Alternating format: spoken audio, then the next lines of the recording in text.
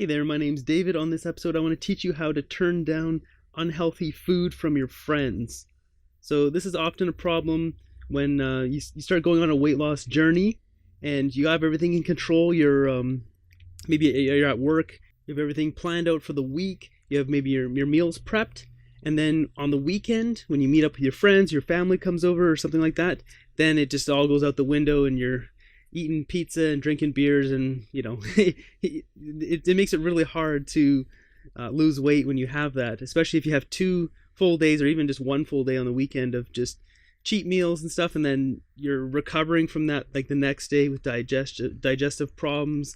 You finally get rid of that, and then you're another day your body's trying to recover from that, and it sets you back a couple days. If you do that twice a week, well, you're wasting 4 of your days trying to recover from bad food. You're only losing weight, if you're working out 3 of those days of the week. This is something you're gonna have to learn to deal with, because life is it's not as simple as like plan all your meals and that's life. Things happen, and when we do stuff, we meet up with people, and this is life. You have to learn to interact with other people, unless you're gonna go live in like an igloo somewhere in the middle of nowhere. It's just not how life is. So the first thing you want to do, in the case of me, I'm a vegan, so I promote plant-based weight loss. If you don't want to do plant-based weight loss, that's totally fine. I'm not here to judge. If you take any tips away and it improves your life, that makes me happy. That's my goal with this channel, is just to help improve your life. In case of someone who's doing a plant-based weight loss or vegan, you can use the vegan word, that nasty word that people don't like. You can use that as an excuse. So if a friend stops by and they got they bring some cookies, and they're like, oh hey man, I brought you some cookies. And you don't want to have cookies because they're full of sugar and whatever, it's just refined sugar. You just don't want to eat that because it's not going to help you get to your goals. You just say oh, does it have dairy? And oh yeah, it's got butter. And oh, sorry, I'm vegan. It's a really easy way to get out of it. And it's also it's a strong ideal, so people know about that, so they won't try to push it. A lot of people don't understand it, and that's fine. They just know to not push it. So if you are a vegan, you can use that to your advantage. But I will say, for everyone who's not vegan, but they don't want to eat those cookies, and their friend stops by and they don't want to insult their friend, it's well, you're not going to push your own goals back because your friend made cookies. That's stupid.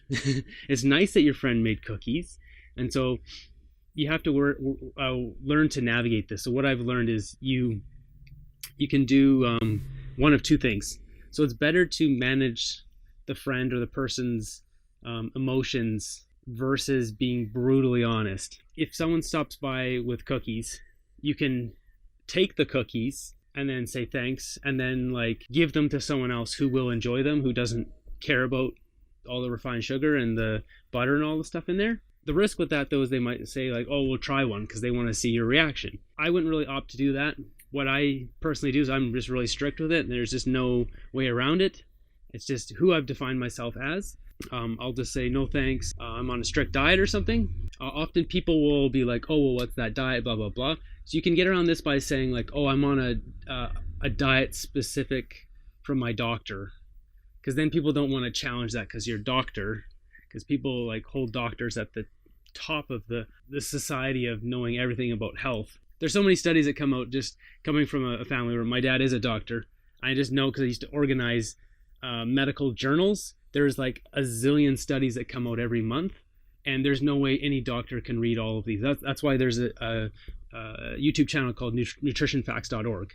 He's literally got a team of people organizing all the studies that come out every month, so then he can go through and read them, because there's just so much. It's a full-time job just reading those studies, because there's way too many studies that come out. Anyways, so most doctors have no idea about all the new studies. They just kind of get a glimpse of here and there of different stuff, but they're busy being a doctor and solving problems. But anyways, doctors are held at the highest pinnacle of nutritional health knowledge. So you can just use that oh, I'm on a diet specific from my doctor, I can't have that or whatever. And then people are okay, no worries. And it's kind of the blame gets pushed onto the doctor and not, you being strict.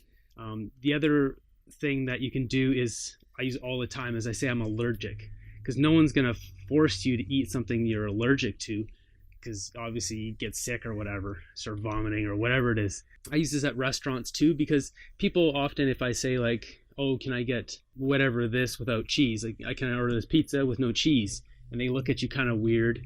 And then you say oh, I'm vegan. And then the pizza comes out and it has cheese on it. They're like, oh, sorry, we forgot.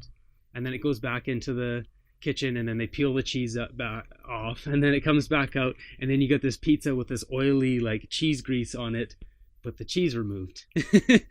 So they don't take you seriously sometimes if you are plant-based or vegan. If you go, I'm allergic, then people are like, oh, this person's allergic, we don't want to get sued, do not put cheese on this pizza. It's way more, it's taken with way more like a serious tone to it. And so if someone shows up and they have cookies and they'll say, oh, sorry, no, I'm allergic to whatever, I'm allergic to butter or whatever, or you can say, I mean, just lie about it, but like, if whatever, if refined sugar gives you gas or bloating or pimples, like I've even had people bring me like some vegan stuff and it's got lots of oil in it, and I'll just say like, I can't eat that because I'll get pimples. Usually, actually, if I eat something with oil, I'll get a pimple inside my nose, and it's the most, I get like 2 days of horrific pain from eating anything with oil in it. So yeah, my grand advice in this situation is definitely go with the allergic response, because no one will challenge that. People will take it serious. They won't fault you for it. They won't be like, oh, because if you say like, oh no, I'm on this health kick right now, or you kind of play it off a little bit soft and say, oh, I'm on a health kick, I don't want to eat a cookie. They're like, come on, eat a cookie. Quite honestly, when that happens in my head, I'm kind of thinking like, F off, like, I don't want a cookie. I already told you I don't want a cookie. Stop trying to, because you're already like, sometimes you're weak and you want that cookie. Obviously you want that cookie. Who doesn't want the cookie? And you're being strong and you're saying, no, I don't want the cookie. And then they're pushing you and pushing you. It's just like, F off, I don't want the cookie. Stop pushing it, because eventually you will break. It's better just to go with allergic right away. They'll get it out of your face. And they'll say, oh, no worries. Okay, I got a friend who, sorry, my mom will take them or whatever. I'll eat them. They'll just get them out of your way and you don't have to deal with it. That works in restaurants. People take you more serious too when ordering food. Now, in terms of family though, family traditions can be tough, and family traditions are often going to be like a major pain point of many people. They're like, oh, I grew up eating spanakopita or whatever this dish is. I don't know if I said that one right. In terms of traditions, it just is what it is. You got to throw those traditions in the garbage.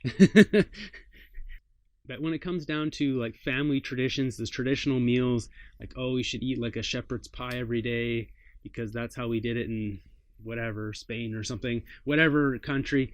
That's all and good, except like, this is your health, and tradition does not trump your health. Your health is above all of this stuff, because without your health, you have nothing. Like on my main YouTube channel, I have like numerous people who send me emails and stuff where they love the videos because they can't go to the places I show, or they won't be able to try any of the foods that I show.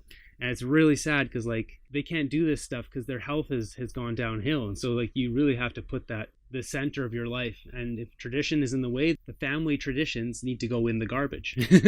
I mean, my family traditions are like Russian and German stuff, bratwurst, sauerkraut. Like when's the last time I ate a bratwurst? I don't even know. Like maybe 8 years ago. I'll never eat a bratwurst ever again. I have no problems with that. Sure, that's the tradition. Well, I create new traditions for, my life or my family, if I have a family.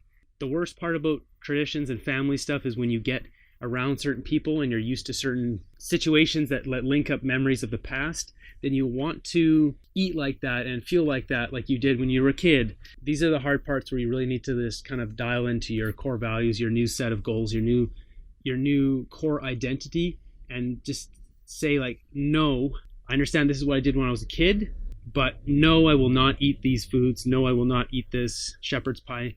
And even if that makes my mother sad, or my grandfather, or my brother, or whoever made the dinner, the same token, you need to be upfront with your family if you're coming to visit for dinner, and they're like, oh, well, we're having a traditional dinner. I know you're vegan, but you'll have to just not be vegan for this dinner. And then you'll be like, I'm coming for the dinner, but I can bring my own food.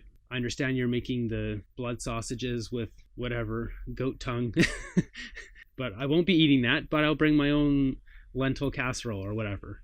If your family won't accept that, then that's maybe a deeper conversation you need to have with yourself and your family. So once again, all this stuff comes down to the mindset, like I've said in the other videos. But to dial in the mindset, you kind of have to navigate these roads and know what to expect. So hopefully these tips helps you guys out. I think the next one I'll do is on cheat meals. If you have any ideas in the comments below of what you want me to cover, let me know. I'm getting some of these ideas actually from my friend. I've been helping her lose weight. She's down like 50 or 55 pounds now. As she encounters things, I will create more videos. But yeah, let me know in the comments below any other topics you want me to cover specifically. And hopefully, if you like the video, subscribe, all that. Until next one, have a great day.